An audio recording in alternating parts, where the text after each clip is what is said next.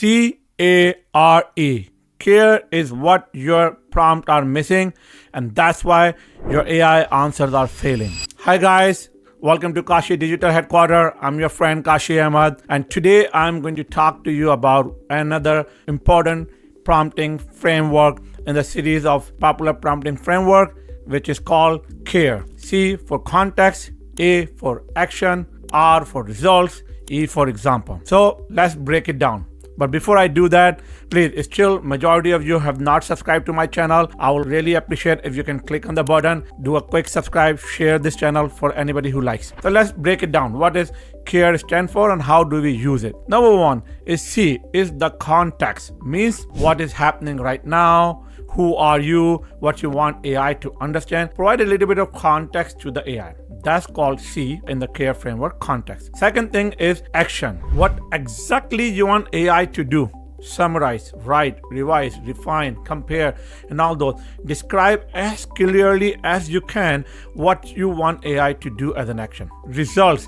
What are the R is for results. So what are the outcome you want? How you want the output to be? What do you want final answer to help you achieve? What's the success look like? By defining the result clearly helps AI to focus on providing you the desired result that you want. Now, E is for example. What does a good look like? What does a bad look like? Sometimes you want to give a bad example, say don't do this way. What does a good example look like? Write in the tone of XYZ. Write a poem like a Shakespeare. Giving an example what success look like, it helps AI to put together a really good output format based on this context, the action you want, the results you want, using the example. So try this CARE framework and see how different your output results from the AI LLMs are. So when to use CARE framework? It is really useful for cover letter, resume writing, emails that you want to summarize, any study notes that you want to do, business writing, planning, LinkedIn post, or any prompt when you want really useful result based on the example that you are giving. So let's look at a couple of useful examples how you can use the CARE framework. So example one is the job application. Pretty common, everybody with so many layoffs happening in the industry looking for the job. So let's look at this one, job application.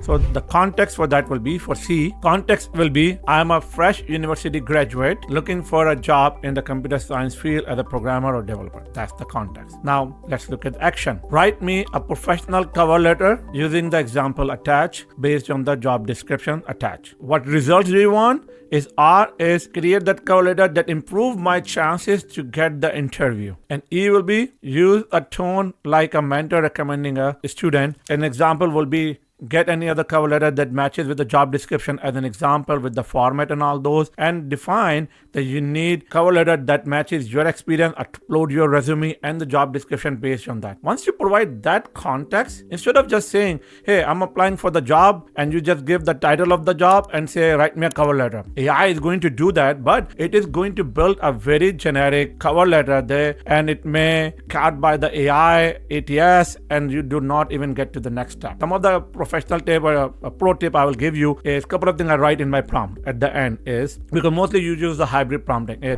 make sure my cover letter is ATS friendly, right? Use the keyword that shows the impact that I'm creating instead of just writing the bullets. And second thing you can write is make it in my tone, my style, make it humanized so it reads like a human written, not the AI written. So those are some of the negative prompt or the guardrail that you can provide. One pro tip I will give you guys is I usually say at the end in my prompting is, okay, now review your output, critique it for the improvement, find the improvement, and then implement those improvements, and then give me best of the best output as a final output. You will see the results for that will be very targeted for the job application. So now let's look at another example how you can use the CARE framework. Second example is study help. A lot of my college students, school students, they are looking for how I can better use AI for the study help. So now the context is, I have an exam coming, help me prepare for the, let's say, biology exam. Action will be explain photosynthesis in plain English. Result should be, it should help me understand this topic for my test. An example could be write it in a style of a teacher teaching the students from that perspective. Or again, you can upload a couple of study notes that you might have and all those and do that framework and provide that. You can add limits like word count, paragraphs, tones, and size of the output and all those. You can also add more guardrails that I gave you a couple of tips. Pro tip is, okay, if there's something missing in my prompt, ask me the question. So it's going to ask you the question to refine the prompt from that perspective. Last but not least, common mistake that people do, the context is too vague. Action is pretty simple and vague from that perspective, or unclear action. The results are not properly described how you want the result to be, or example is not even given the example. Finally, as I mentioned in our other prompt framework as well, if you are asking it to do too many actions, it get confused which order you want to do. So try this CARE framework. Share your example in the comments. I would love to see it and reply to that and what you found, which framework you found very useful. Again, if you want to see more of this video, please like, share, and subscribe to the channel and share this video across your network. I'll see you next time. Thank you.